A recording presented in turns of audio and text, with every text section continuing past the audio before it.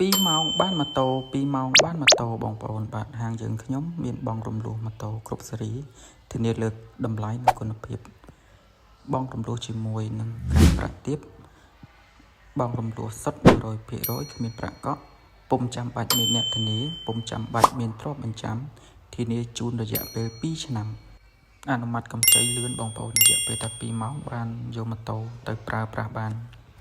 ចំពោះលក្ខខណ្ឌកាន់តែងាយស្រួលបងប្អូននៅផ្ទះជួលក៏អាចសិក្សាបានបងប្អូនជាប់ធនាគារក៏ខាងយើងអាចសិក្សាបានដោយមិនតម្រូវមានអ្នកធានាងាយស្រួលរហ័សទាន់ចិត្តចំពោះរយៈពេលបងប្អូនអាចជ្រើសបាន1ឆ្នាំ2ឆ្នាំ3ឆ្នាំរហូតដល់4ឆ្នាំ